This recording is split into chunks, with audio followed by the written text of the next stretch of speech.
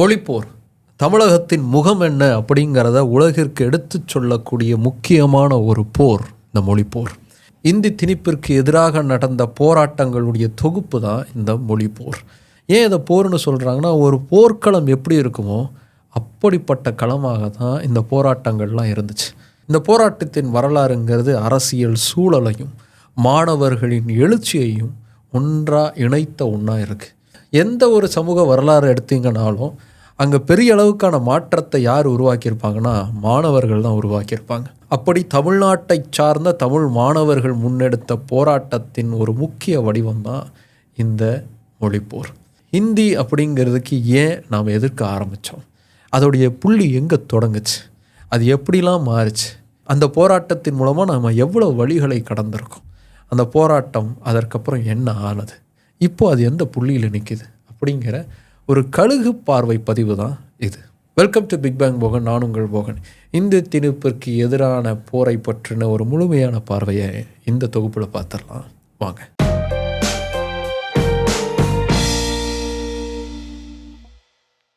ஏன் இது ஒரு கழுகு பார்வையில் இருக்கக்கூடிய ஒரு பதிவு அப்படின்னு நான் சொல்கிறேன் அப்படின்னா, ஏன்னா இந்தி திணிப்பிற்கு எதிராக நடந்த போராட்டங்கள்ங்கிறது ரொம்ப பெருசு. அதோடைய வரலாறு ரொம்ப ரொம்ப ஆழமானது. அதை நம்ம ஒரு வீடியோலேயே பார்க்குறதுங்கிறது ரொம்ப கஷ்டம். அது ஒரு தொடராக பார்க்குறது தான் சரியாக இருக்கும். ஆனால் அப்படி ஒரு தொடர் பண்ணுறதுங்கிறது எந்த அளவுக்கு சாத்தியமானது அப்படிங்கிற ஒரு கேள்விக்குறிங்கிறது எனக்கு இருக்குது. ஏன்னா இதில் நிறைய அரசியல் பார்வைகள் வரும், நிறைய அரசியல் கலந்த விஷயங்களை நம்ம பேச வேண்டியிருக்கும். அது நம்மளுடைய சேனலுடைய முகத்தை கொஞ்சம் மாற்றும் அப்படின்னு நான் ஃபீல் பண்ணுறேன். அதனால தான் ஒரு பேசிக் அண்டர்ஸ்டாண்டிங் மட்டும் உங்களுக்கு கொடுக்கலாம் அப்படின்னு நான் நினைக்கிறேன். இன்னொன்று, ஒரு சீரியஸாக அதை பண்ணால் எத்தனை பேர் பார்ப்பீங்கிற நம்பிக்கை எனக்கு இல்லை. இப்போது எல்லோரும் இந்தி திணிப்பை பற்றி பேசுகிறாங்க அப்படிங்கிறதுனால அதை பார்க்கலாம் அப்படின்னு இந்த வீடியோ நீங்கள் பார்க்குறதுக்கு வாய்ப்பு இருக்குது. ஒரு வேளை இது சரியாக போகாமலேயும் போகிறதுக்கு வாய்ப்பு இருக்குது. அதனால் சரி வேண்டாம், ஒரு பேசிக் அண்டர்ஸ்டாண்டிங்கை மட்டும் உங்களுக்கு கொடுக்கலாம் அப்படிங்கிறதுக்காக தான் இந்த வீடியோவில் நான் பேசுகிறேன்.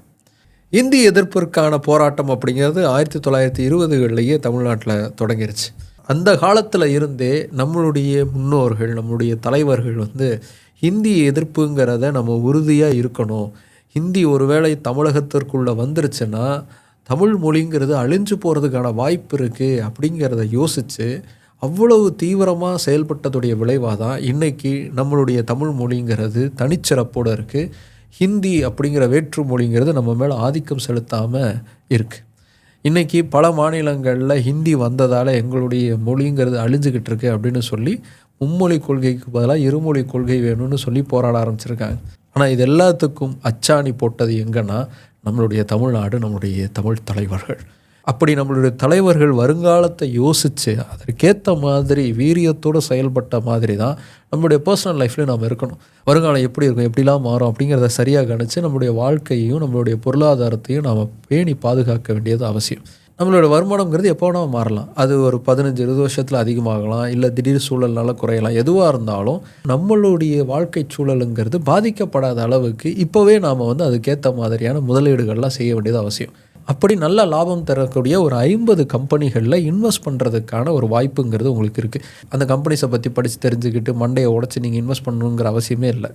நீங்கள் அதுக்குன்னு ஏற்ற மாதிரியான ஒரு பிளானை செலக்ட் பண்ணால் போதும். அப்படி ஒரு ஆப்பர்ச்சுனிட்டியை தான் பிஎன்பி மெட்லைஃப் நமக்கு தந்திருக்காங்க. அவங்களுடைய BSE 500 டிவிடெண்ட் லீடர்ஸ் 50 இண்டெக்ஸ் ஃபண்டுங்கிற NFO இந்த மாதிரி நல்லா லாபம் தரக்கூடிய கம்பெனிஸில் தான் இன்வெஸ்ட் பண்ண போகுது. இந்த NFOவில் நீங்கள் இன்வெஸ்ட் பண்ணுறது மூலமாக உங்களுடைய முதலீடுங்கிறது 100% பாதுகாப்பாக இருக்கும். பஞ்சாப் நேஷனல் பேங்க்கும் மெட்லைஃபும் ஒன்றா இணைந்து உருவாக்கப்பட்ட ஒரு நிறுவனம். அவங்களுடைய NFO தான் இது. இந்த NFO மூலமாக உங்களுடைய முதலீடுங்கிறது பாதுகாப்பாக இருக்கிறதோட மட்டும் இல்லாமல் மார்க்கெட் நல்லா செயல்படும் போது உங்களுக்கு நல்ல ரிட்டர்ன் அப்படிங்கிறதும் கிடைக்கும். ஆனால் இதில் இன்வெஸ்ட் பண்ணுறதுக்கான கடைசி தேதிங்கிறது ஜனவரி 30 வரைக்கும் தான். இன்னும் ஒரு சில நாட்கள் தான் இருக்குது. அதனால் இதை பற்றின முழுமையான டீட்டெயில்ஸாக படித்து தெரிஞ்சுக்கிட்டு உங்களுக்கான இன்வெஸ்ட்மெண்ட் அப்படிங்கிறத ஸ்டார்ட் பண்ணுங்கள். இதை பற்றின முழுமையான டீட்டெயில்ஸை தெரிஞ்சுக்கிறதுக்கான லிங்க்குங்கிறத டிஸ்கிரிப்ஷன்லேயும் கமெண்ட்டில் பின் பண்ணியிருக்கேன். செக் பண்ணி பாருங்கள். கீழே தெரியக்கூடிய QR கோடை ஸ்கேன் பண்ணி கூட நீங்கள் அவங்கள காண்டாக்ட் பண்ணலாம்.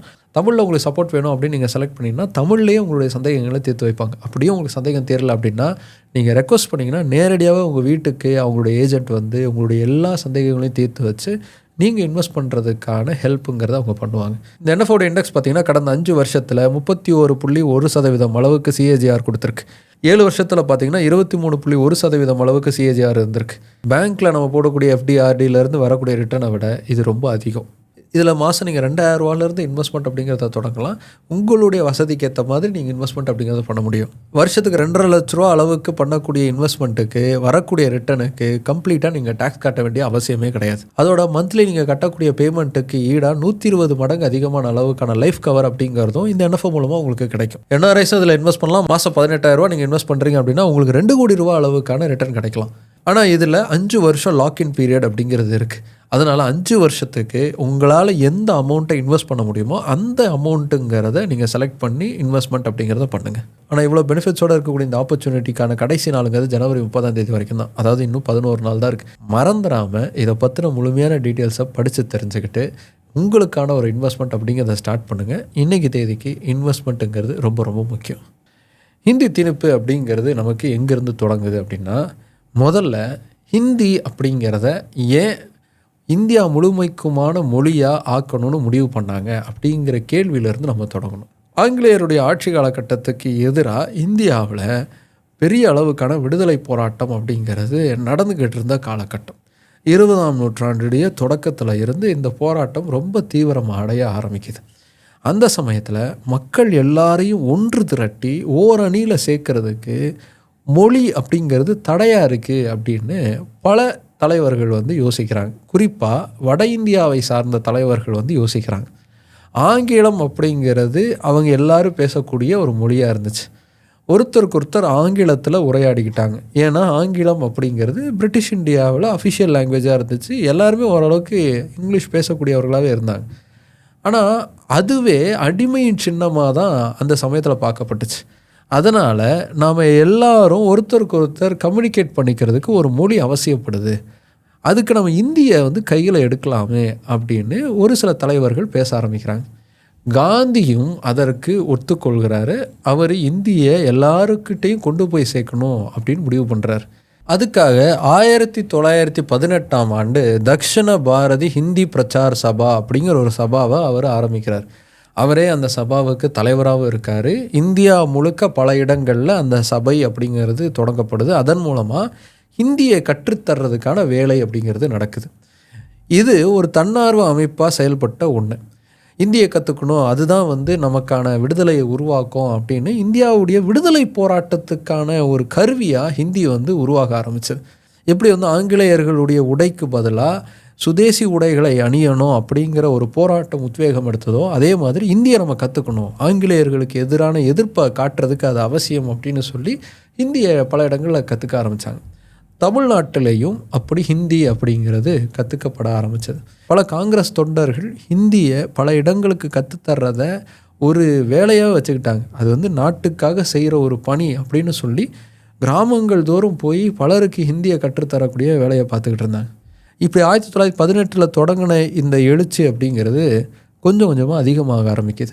அப்போ தான் தமிழ்நாட்டில் இருந்து அங்கங்கே தமிழ் தலைவர்கள் குரல் எழுப்ப ஆரம்பிக்கிறாங்க. எங்களுக்குன்னு ஒரு மொழி இருக்குது, அந்த மொழி எங்களுக்கு உயிரான ஒரு மொழி. தமிழ் மொழியை தவிர நீங்கள் வேறு மொழியை இங்கே கற்றுக்கணும், அதுதான் நல்லதுன்னு சொல்கிறத எங்களால் ஏற்றுக்க முடியாது அப்படின்னு சொல்ல ஆரம்பிக்கிறாங்க. மறைமலையடிகள் திருவிக்கா அவர்கள்லாம் இதற்கு கடுமையான எதிர்ப்புகளை செய்ய ஆரம்பிக்கிறாங்க. இது எப்போ பெருசாகுதுன்னா 1930 பிரிட்டிஷுடைய அதிகாரத்துக்கு உட்பட்டு நம்மளை நாமளே ஆட்சி செய்யலாம் அப்படிங்கிற அதிகாரம் நமக்கு கிடைக்க ஆரம்பித்ததுக்கப்புறமா 1930 ராஜாஜி தலைமையிலான ஆட்சி அப்படிங்கிறது உருவாகுது. ராஜாஜி என்ன பண்ணுறாருன்னா ஹிந்தி அப்படிங்கிறது எல்லா அரசு பள்ளியிலையும் கட்டாயமாக்கப்படும் அப்படிங்கிற உத்தரவு தரார். 5ஆம் வகுப்பு வரை இருக்கக்கூடிய பள்ளிகளில் ஹிந்தி கட்டாயமாக்கப்படுது. இதை எதிர்த்து தமிழ்நாடு முழுக்க தமிழ் தலைவர்கள் போராட்டத்தை முன்னெடுக்கிறாங்க.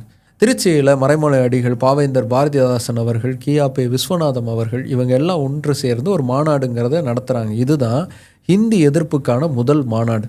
இந்த மாநாடில் ஹிந்தி திணிப்பிற்கு எதிரான முழக்கங்களும் தீர்மானங்களும் நிறைவேற்றப்படுது.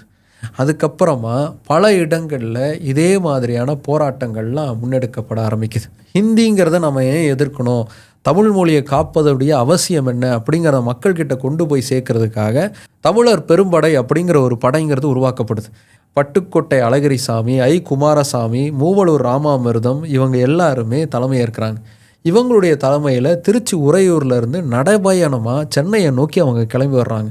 42 ஊர்களை தாண்டி அந்த பேரணிங்கிறது வருது. அந்த பேரணி மூலமாக மக்கள் மத்தியில் ஒரு எழுச்சியை அவங்க உருவாக்குறாங்க. ஹிந்தி அப்படிங்கிறது நம்ம மேலே திணிக்கப்படுது, நம்மளுடைய அதிகாரம் பறிக்கப்படுது, நம்மளுடைய மொழி அழிக்கப்படுது அப்படிங்கிற புரிதலை மக்கள் மத்தியில் அவங்க உருவாக்குறாங்க. அதே மாதிரி தமிழ்நாடு முழுக்க பல பெண்களும் அணிதிரண்டு போராட்டத்தில் ஈடுபடுறாங்க. இந்த இந்தி எதிர்ப்புக்கு எதிராக சென்னையிலேயும் போராட்டங்கள் நடந்தது. நீதி கட்சியுடைய தலைவர்களில் ஒருத்தராக இருந்த ஏடி பன்னீர்செல்வம், அதே மாதிரி தந்தை பெரியார், இவங்களும் இந்த போராட்டங்களில் முன்னெடுக்கிறாங்க. பல இடங்களில் பெரியாருடைய தலைமையில் தான் போராட்டங்கள் நடைபெற்றுச்சு அப்படின்னு சொல்லுவாங்க. ஆனால் அது அந்த அளவுக்கு உண்மை கிடையாது. தந்தை பெரியாரும் போராட்டத்தில் கலந்துக்கிட்டார். ஆனால் அவருடைய தலைமையில் தான் பெரிய அளவுக்கு போராட்டங்கள் முதல்ல முன்னெடுக்கப்பட்டது அப்படிங்கிறது சரியான பார்வை கிடையாது. பெரியார் ஆரம்பத்தில் ஹிந்தியை வரவேற்ற ஒருத்தராக தான் இருந்தார். இன்னும் சொல்லப்போனால் காந்தி அவர்கள் எல்லா பக்கமும் இந்த ஹிந்தி பிரச்சார சபாலாம் ஆரம்பித்தார் இல்லையா, அப்போல்லாம் அதை வரவேற்கக்கூடிய ஒருத்தராக தான் இருந்தார். குடியரசு இதழ் அவர் ஆரம்பிக்கும் போது அவர் காங்கிரஸில் அங்கமாக இருந்த ஒருத்தர் தான். அதுக்கப்புறமா தான் அவர் தனியாக வெளியேறி சுயமரியாதை இயக்கம்லாம் அவர் தொடங்குறார். இந்த சமயத்தில் 1930களுக்கு மேலே அவருடைய நிலைப்பாட்டில் மாற்றம் அப்படிங்கிறது வருது. ஹிந்தி எதிர்ப்பு அப்படிங்கிறத அவர் மொழிப்பற்று அடிப்படையில் எதிர்க்கலை. அவர் எந்த அடிப்படையில் எதிர்த்தார் அப்படின்னா, அந்த சமயத்தில் அவர் பார்ப்பனர்களுக்கு எதிரான ஒரு நிலைப்பாட்டை எடுத்திருந்தார். பார்ப்பனர் அல்லாதார் அப்படிங்கிற பார்வையில் தான் இந்த சமூகம் இருக்குது. அதன் அடிப்படையில் தான் தன்னுடைய போராட்டங்களையெல்லாம் அவர் முன்னெடுக்கிறார். நீதி கட்சியும் அப்படி தான் தொடங்கப்பட்டுச்சு, சுயமரியாதை இயக்கமும் அப்படி தான் செயல்பட்டுக்கிட்டு இருந்துச்சு. இந்த ஹிந்தி அப்படிங்கிறத அதிகமாக அப்போ யார் கற்றுக்கிட்டு இருந்தாங்கன்னா பார்ப்பனர்கள் தான். ஹிந்தி அப்படிங்கிறத கற்றுத்தரக்கூடிய இடத்துல இருப்பவர்களும் பார்ப்பனர்கள் தான். ஸோ ஹிந்தி மொழியை அவங்க தங்களுடைய ஆயுதமாக பயன்படுத்துகிறாங்க. பார்ப்பனர் அல்லாதவர்களுக்கு ஹிந்தியை கற்றுக்கிட்டு அதன் மூலமாக உயர்ந்த பதவிகளுக்கும் அந்தஸ்துகளுக்கும் அவங்க தான் போகிறாங்க. ஹிந்தியை கற்றுக்க சொல்லி நம்மளை கட்டாயப்படுத்தி அதன் மூலமாக அதிகமாக அவங்க தான் லாபம் பெறுறாங்க. இந்த மொழி வன்முறை அப்படிங்கிறது தடுத்து நிறுத்தப்பட வேண்டும் அப்படிங்கிற அடிப்படையில் அவர் ஹிந்தி மொழியை எதிர்க்கிறதுக்கான ஒரு நிலைப்பாட்டை அவர் எடுக்கிறார். 1926 குடியரசு இதழில் சித்திரபுத்திரன் அப்படிங்கிற ஒரு புனைப்பெயரில் இதே சாராம்சம் கொண்ட ஒரு கட்டுரை தான் எழுதப்பட்டிருக்கு. சித்திரபுத்திரன் அப்படிங்கிற புனைப்பெயரில் பெரியார் அவர்கள் தான் இந்த கட்டுரை எழுதியிருக்காங்க அப்படின்னு சொல்லுவாங்க. ஆனால் அந்த நிலைப்பாடோட போராட்டத்தை தொடங்கினாலும் அந்த போராட்டத்தில் ரொம்ப தீவிரமாக ஈடுபட்டவர் பெரியார். இந்த போராட்டத்தில் ஈடுபட்டார் அப்படின்னு சொல்லி 2 குற்றச்சாட்டுகள் வைக்கப்பட்டு அந்த 2 குற்றச்சாட்டுக்கும் தலா ஓராண்டு சிறை தண்டனைன்னு 2 ஆண்டுகள் தண்டனைங்கிறது விதிக்கப்பட்டுச்சு.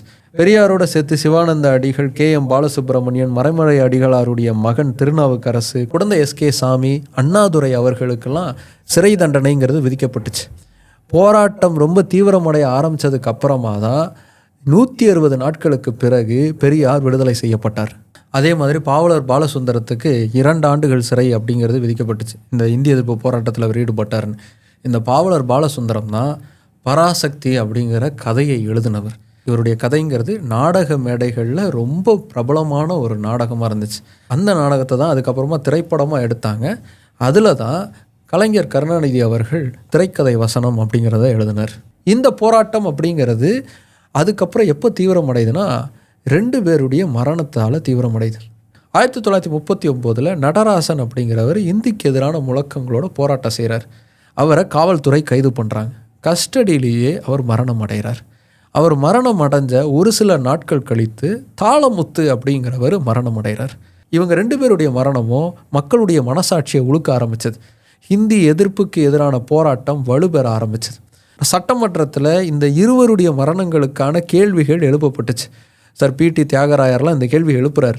அந்த சமயத்தில் முதலமைச்சராக இருந்த ராஜாஜி இதெல்லாம் ஒரு பெரிய விஷயமாங்கிற மாதிரி தான் பதிலே சொல்கிறார்.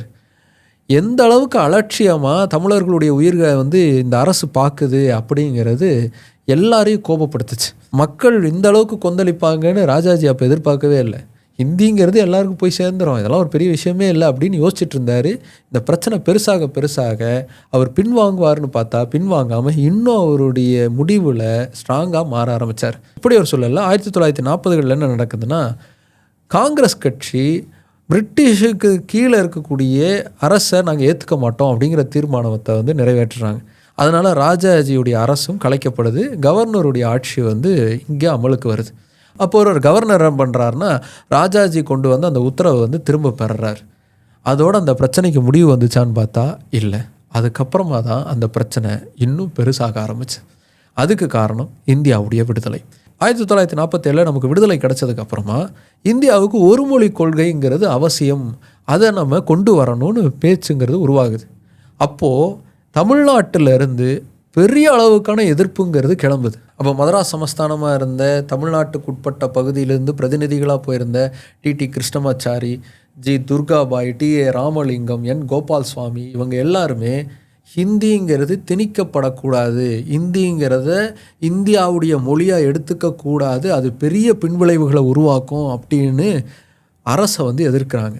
அப்போ இந்தியாவுடைய சட்டத்தை உருவாக்குவதற்கான குழுவின் தலைவராக இருந்த பாபா சாஹேப் அம்பேத்கரும் ஒரு மொழி கொள்கைங்கிறத நாம் ஏற்றுக்கிறத யோசிக்கணும், இந்தியா முழுக்கவும் ஹிந்திங்கிறத திணிக்கிறதுக்கான முயற்சியில் இறங்கினா அது பெரிய அளவுக்கான பின்விளைவுகளை ஏற்படுத்தும் அப்படிங்கிற கருத்தையும் முன்வைக்கிறார். பெரிய அளவுக்கு விவாதம் நடக்குது, பாராளுமன்றமே பற்றிக்கிட்டு எரியுது. அதுக்கப்புறமா ஒரு முடிவுக்கு வர்றாங்க. என்ன முடிவுக்கு வர்றாங்கன்னா, ஹிந்தி அப்படிங்கிறத இந்தியாவுடைய அலுவல் மொழியாக நாம் எடுத்துப்போம், ஆனால் அது முழுமையாக அமலுக்கு வர்ற வரைக்கும் ஆங்கிலம் அப்படிங்கிறது தான் அலுவல் மொழியாக இருக்கும். அந்தந்த மாநிலங்கள் அவங்களுடைய மொழியை அலுவல் மொழியாக பயன்படுத்திக்கிறதுக்கான அனுமதி அதிகாரங்கிறது அவங்களுக்கு இருக்குது. 1965 வரைக்கும் இந்த நிலைமை இருக்கணும். 1965க்குள்ளே ஹிந்திங்கிறது இந்தியா முழுமைக்கு போய் சேரலை அப்படின்னா அதை இன்னும் கொஞ்சம் நாளைக்கு நீட்டிக்கிறதுக்கு மத்திய அரசு நேரத்தை டிசைட் பண்ணிக்கலாம். அது எவ்வளோ வாட்டி டிசைட் பண்ணலாம்னா எவ்வளோ வாட்டி வேணால் டிசைட் பண்ணிக்கலாம். ஒரு முழுமையான தீர்வு கிடைக்கிற வரைக்கும் இங்கிலீஷே இருக்கட்டுங்கிற மாதிரி அவங்க டிசைட் பண்ணிட்டு போய்கிட்டே இருக்கலாம் அப்படிங்கிற ஒரு தீர்மானத்தை நிறைவேற்றுறாங்க. 1949 செப்டம்பர் மாதம் 14 இந்த சட்டம்ங்கிறது கொண்டு வரப்பட்டுச்சு. அதனால தான் செப்டம்பர் 14 ஹிந்திக்கான நாள் அப்படின்னு இன்னைக்கு வரைக்கும் கொண்டாடுவாங்க. 49 இந்த சட்டம் வந்தது இல்லையா, அப்போவே கடும் எதிர்ப்புகள் தமிழ்நாடு முழுக்க உருவாச்சு. எப்படி நீங்கள் இப்படிலாம் சொல்ல முடியும், எப்படி நீங்கள் ஒத்துக்க முடியும் அப்படின்னு சொல்லி இதற்கு எதிர்ப்பு தெரிவித்தாங்க. ஆனால் அது அதோட நின்று போச்சு. ஆனால் அதுக்கப்புறமா இது எப்போ பெருசாக வெடிச்சதுன்னா 1965 இந்தியாவுடைய முதல் பிரதமரான ஜவஹர்லால் நேரு மரணம் அடைஞ்சதுக்கு அப்புறமா 1964 லால் பகதூர் சாஸ்திரி இந்தியாவுடைய பிரதமராக பதவிக்கு வர்றார். அதுக்கு அடுத்த வருஷம்தான் இந்திக்கான காலக்கெடு அப்படிங்கிறது முடியுது. 65 இன்னும் கொஞ்ச நாளைக்கு எக்ஸ்டெண்ட் பண்ணுமா வேணாமான்னு டிசைட் பண்ணணும். ஆனால் லால் பகதூர் சாஸ்திரி தலைமையிலான அரசு என்ன அறிவிப்பு செய்கிறாங்கன்னா, அந்த வருஷம் குடியரசு தினத்தில் இருந்து ஹிந்திங்கிறது இந்தியாவுடைய மொழி அப்படின்னு அமலுக்கு வரும், எல்லா ஊர்லேயும் எல்லா மாநிலத்திலையும் ஹிந்திங்கிறது கட்டாயமாக்கப்படும் அப்படின்னு சொல்லிட்டாங்க. அந்த சமயத்தில் தமிழ்நாட்டுடைய முதலமைச்சராக இருந்தவர் பக்தவச்சலம், மிக சிறந்த நிர்வாக திறமை கொண்டவர் அப்படிங்கிற பெயர் பெற்றவர். ஆனால் அவருக்கு அப்போதைய சூழல் பெரும் சிக்கலாக இருந்துச்சு. 1949 செப்டம்பர் மாதம் 17 திராவிடர் கழகத்திலிருந்து தனியாக பிரிஞ்சு பேரறிஞர் அண்ணா திராவிடர் முன்னேற்ற கழகம் அப்படிங்கிற ஒரு கட்சியை ஆரம்பிக்கிறார். திமுகங்கிற அந்த கட்சி ஆரம்பிக்கப்பட்டப்போ அதோடைய கொள்கைகளாக தீர்மானங்களாக முன்மொழிந்த விஷயங்களில் மொழி கொள்கையும் இருந்துச்சு. ஹிந்தி அப்படிங்கிறத இங்கே உள்ள விடமாட்டோம், தமிழ் மொழியை காப்பதற்கான வேலைகளை செய்வோம் அப்படின்னு திமுக தன்னுடைய ஆரம்ப காலத்திலேயே அதை தீர்மானிக்குது. அதற்கப்புறமா தான் 1965 இந்த சிக்கல் அப்படிங்கிறது வருது. லால் பகதூர் சாஸ்திரியுடைய அரசு இதை கொண்டு வரும் அப்படின்னு அறிவித்ததுக்கப்புறமா அண்ணா என்ன பண்ணுறாரு, அந்த குடியரசு நாளை துக்க நாளாக நாங்கள் கொண்டாடுவோம், எல்லா இடத்துலையும் கருப்பு கொடியை ஏற்றுவோம், எல்லாருமே கருப்பு பேட்ஜ் அணிஞ்சு போராட்டத்தை முன்னெடுப்போம், எல்லா இடத்துலையுமே ஹிந்தி திணிப்பிற்கு எதிரான போராட்டங்கள் நடக்கும் அப்படின்னு அறிவிக்கிறார். திமுக அந்த சமயத்தில் இந்தி எதிர்ப்பு அப்படிங்கிறத ஒரு அரசியல் ஒரு ஆயுதமாக பயன்படுத்தினாங்க. அப்போது திமுகவோடு இருந்த கூட்டணி கட்சிகளும் அதே நிலைப்பாட்டை தான் எடுத்தாங்க. முக்கியமாக சொல்லணும் அப்படின்னா ராஜாஜி அப்போது அண்ணா அவர்களோட கூட்டணியில் இருந்தார். அப்போ ஒரு சுதந்திரா கட்சி அப்படின்னு ஆரம்பித்து திமுகவோட கூட்டணி அமைச்சிருந்தார். இந்த சுதந்திரா கட்சியுடைய தலைவராக திமுக ஏற்பாடு பண்ணியிருந்த ஒரு மாநாட்டில் ராஜாஜி என்ன தெரியுமா பேசினார், அண்ணா அவர்கள் ஜனவரி 26 கருப்பு தினமாக அறிவிச்சிருக்காரு. என்ன கேட்டிங்கன்னா இந்த வருடமே ஒரு துக்க வருடம் தான், ஏன்னா இந்தியை திணிக்கிறாங்க, நம்ம தமிழுக்கு எந்த அளவுக்கு இது ஆபத்து உருவாக்கும் அப்படின்னு பேசுகிறார். யார் இவர் தான் முதலமைச்சராக இருந்தப்போ இந்தியை இங்கே கட்டாயமாக கொண்டு வர்றாரு. அவரே இந்திக்கு எதிர்ப்பு தெரிவிக்கிறேன் அப்படின்னு ஒரு பொலிட்டிக்கல் ஸ்டாண்ட் எடுக்கிறார். அதே மாதிரி அந்த சமயத்தில் பெரியார் திமுகவுக்கு எதிரான ஒரு நிலைப்பாட்டை எடுத்திருந்தார். அதனால் அந்த சமயத்தில் இந்தி எதிர்ப்புக்காக நடந்த போராட்டங்களை ஒரு தேவையில்லாத போராட்டம், இது வன்முறை மிக்க ஒரு போராட்டம் அப்படின்னு அதற்கு எதிர்ப்பு தெரிவிச்சுக்கிட்டு இருந்தார் பெரியார். காங்கிரஸ் கட்சியுடைய மூத்த தலைவர்கள் ஒருத்தராகவும் அப்போ சிஎம்மாவும் இருந்த பக்தவச்சலத்துக்கிட்ட ப்ரெஸ் போய் கேட்குறாங்க, பத்திரிகையாளர்கள் கேட்குறாங்க, இப்படி அண்ணா வந்து சொல்லியிருக்காரு அப்படின்னு. அப்படி ஒருவேளை அவங்க இந்த மாதிரியான ஒரு எதிர்ப்பை தெரிவித்தாங்க அப்படின்னா அது இந்திய அரசியலமைப்பு சட்டத்துக்கு எதிரானது, அதற்கான தக்க நடவடிக்கைகளை நாங்கள் எடுப்போம் அப்படின்னு சொல்லி அவரும் சொல்கிறார். என்ன நடக்க போகுது அப்படிங்கிற பதட்டம் உருவாகிட்டு இருந்த சமயத்தில் மறுநாள் குடியரசு தினம் அன்னைக்கு நைட்டு 1:30 மணிக்கு நுங்கம்பாக்கத்தில் வச்சு அண்ணா கைதாகிறார். அவர் கூட இருந்த ரா செலியன், காஞ்சி மணிமொழியார், ஆப்போ அரசு, CV ராஜகோபால், இரா சம்பந்தம்னு அடுத்த கட்ட திமுக தலைவர்களும் கைதாகிறாங்க. திமுகவுடைய இன்னொரு முக்கிய தலைவராக இருந்த இரா நெடுஞ்செழியன் வந்து மதுரைக்கு கிளம்பி போகிறார். மதுரை ஸ்டேஷனில், ரயில்வே ஸ்டேஷனில் அவர் இறங்கின உடனேயே அங்கேயே வச்சு காவல்துறை அவரை கைது பண்ணுறாங்க. இப்படி ஒவ்வொரு இடத்துலையும் திமுகவுடைய முக்கிய தலைவர்கள் கைதாகிறாங்க. திமுக ஒரு பெரிய போராட்டத்தை நடத்தும், அந்த போராட்டம் வந்து குடியரசுக்கான கருப்பு நாளாக அறிவிக்கப்பட்டு நடத்தப்படுது, அது ஒரு சலசலப்பை உருவாக்கும், கைது பண்ணிட்டோன்னா நடக்காதுன்னு நினச்சி கைது பண்ணாங்க காங்கிரஸ் அரசு. ஆனால் அவங்க எதிர்பார்க்காத இடத்துல இருந்து மறுநாள் போராட்டம் பெருசாக வெடிச்சது. அதுதான் மாணவர்கள். ஜனவரி 26, 1965 குடியரசு நாள் அன்னைக்கு பல இடங்களில் மாணவர்கள் தன்னெழுச்சியாக போராட்டத்தை முன்னெடுக்க ஆரம்பித்தாங்க. இந்த போராட்டத்துக்கான முதல் விதைங்கிறது பல நாட்களுக்கு முன்பே விதைக்கப்பட்டிருந்தது. 1964 மத்தியில் திருச்சி ரயில் நிலையம் முன்னாடி கீழப்பழுவூர் சின்னசாமிங்கிற ஒரு ஆசிரியர், ஹிந்தி இங்கே திணிக்கப்படுது, என் தமிழ் இங்கே சாகப்போகுது அப்படிங்கிற உணர்வோட ஹிந்தி ஒழிக தமிழ் வாழ்கங்கிற முழக்கத்தோடு தீக்குளித்து இறந்தார். அவர் அன்னைக்கு பற்ற வைத்த நெருப்புங்கிறது ஹிந்தி என்னைக்கு இந்தியாவின் முழுமையான கட்டாய மொழியாக மாற்றப்படும்னு சொன்னாங்களோ அன்னைக்கு தமிழகத்தில் இருக்கக்கூடிய அத்தனை மாணவர்களுடைய நெஞ்சிலையும் முழுசாக பற்றி எரிய ஆரம்பிச்சது. தண்டெழுச்சியாக மாணவர்கள் களத்தில் இறங்கி போராட ஆரம்பித்தாங்க. சென்னை கடற்கரையில் கொஞ்சம் கொஞ்சமாக மாணவர்கள் சேர ஆரம்பித்தாங்க. 3000 மாணவர்கள் சேர்ந்துட்டாங்க.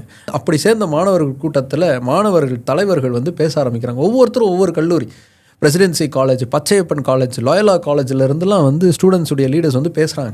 நாங்கள் இனிமேல் NSSல இருக்க மாட்டோம், NCCயில் இருக்க மாட்டோம், எந்த உத்தரவாக இருந்தாலும் எங்களுக்கு தமிழில் கொடு, தமிழ் மட்டும்தான் இங்கே இருக்கணும்னு சொல்லு, இல்லைன்னா நாங்கள் எதுலேயுமே பங்கெடுக்க மாட்டோம் அப்படின்னு சொல்லி அவங்க அறிவிப்பு செய்கிறாங்க. அந்த அறிவிப்புலாம் செஞ்சதுக்கப்புறமா அங்கேருந்து கலைஞ்சு போகிறாங்க. கலைஞ்சு போகும்போது எங்கெங்கெல்லாம் ஹிந்தி அவங்க கண்ணு முன்னாடி தெரியுதோ அதெல்லாம் அழிக்கிறாங்க.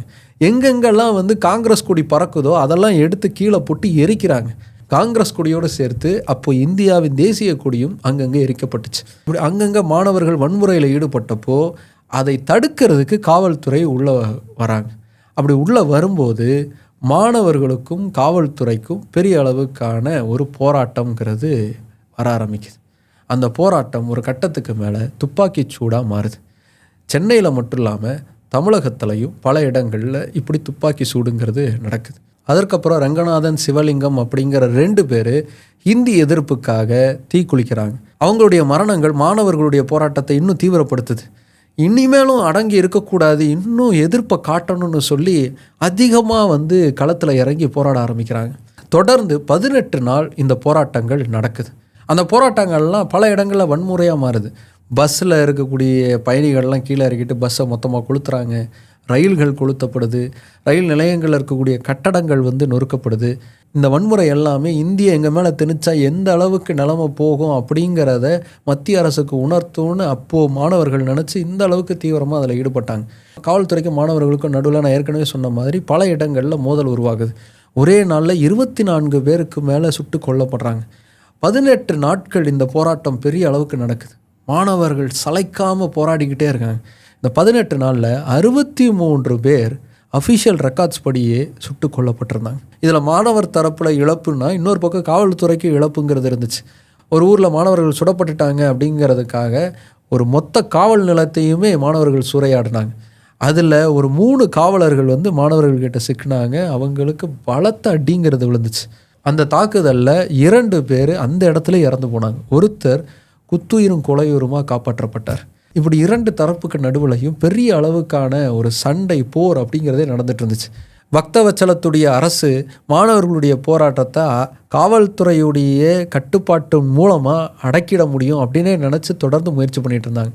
ஆனால் அது நிலைமையை இன்னும் பெருசாக்கிக்கிட்டே தான் இருந்துச்சு. கடைசியாக 1965 வருடம் பிப்ரவரி மாதம் 12ஆம் தேதி மாணவர்களுடைய இந்த இந்திய எதிர்ப்பு போராட்டத்துடைய தலைவர்களில் முக்கியமான ஒருத்தரான பே. சீனிவாசன் ஒரு அறிக்கை வெளியிட்டார். நம்மளுடைய முதன்மை தலைவர்கள்லாம் பல பேர் கைதாயிட்டாங்க, அதனால் அடுத்த கட்டத்து தலைவர்கள்லாம் அடுத்து என்ன செய்யணும்னு தீர்மானிக்கணும். நம்மளுடைய முதல்வர் பக்தவத்சலம் ஹிந்தி அப்படிங்கிறது கட்டாயமாக்கப்படாது, தமிழ்தான் தமிழ்நாட்டின் மொழியாக இருக்கும் அப்படிங்கிற உறுதிமொழியை நான் மத்திய அரசுக்கிட்ட இருந்து கேட்டு வாங்குகிறேன் அப்படின்னு சொல்லியிருக்காரு. கைதான மாணவர்கள் மீது இருக்கக்கூடிய வழக்குகள்லாம் கைவிடப்படும் அப்படின்னு சொல்லியிருக்காரு. அந்த நம்பிக்கையில் இப்போதைக்கு நம்ம போராட்டத்தை நிறுத்தி வைப்போம் அப்படின்னு அறிவிக்கிறார். அப்படி அவர் அறிவித்தார் இல்லையா, அதுக்கப்புறமா தான் போராட்டம் கொஞ்சம் கொஞ்சமாக கட்டுப்பாட்டுக்குள்ளே வர ஆரம்பிச்சது. அதற்கப்புறம் இந்த போராட்டத்தில் ஈடுபட்ட பல தலைவர்கள் திமுகவில் அணி சேர ஆரம்பித்தாங்க. இப்போ அமைச்சராக இருக்கார் இல்லையா துரைமுருகன், முன்னாள் சபாநாயகராக இருந்தார் இல்லையா காளிமுத்து, இவங்க எல்லாருமே திமுகவில் அதுக்கப்புறமா தான் இணைஞ்சாங்க. இந்த அறிவிப்பு செஞ்சார்ல பே. ஸ்ரீனிவாசன், அவரும் அதுக்கப்புறமா தான் திமுகவில் இணைகிறார். இவர் தான் 1967 தேர்தலில் காமராஜருக்கு எதிராக நிறுத்தப்பட்டார். தமிழகம் முழுக்க இருந்து மாணவர்கள் இவருக்காக அந்த ஊருக்கு வந்து பிரச்சாரம் பண்ணாங்க. அந்த பிரச்சாரத்தின் மூலமாக காமராஜரையே தோற்கடித்த ஒருத்தராக பே. சீனிவாசன் வந்தார்.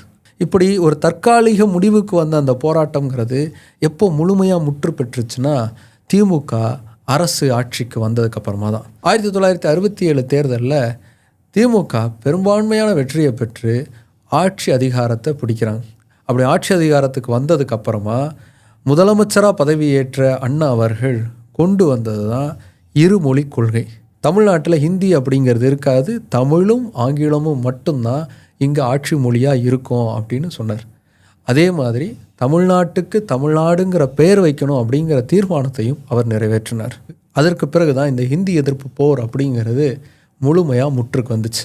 ஆனாலும் இன்றைக்கும் அந்த நெருப்பு கங்குங்கிறது புகஞ்சிக்கிட்டே தான் இருக்குது. அப்படி புகஞ்சிக்கிட்டு இருக்கக்கூடிய அந்த நெருப்பு கங்குங்கிறது மத்திய அரசு ஹிந்தி திணிப்பிற்கு சாதகமாக கொண்டு வரக்கூடிய திட்டங்களுக்கு எதிராக அப்பப்போ தீப்பொறியை கக்கிக்கிட்டே தான் இருக்குது.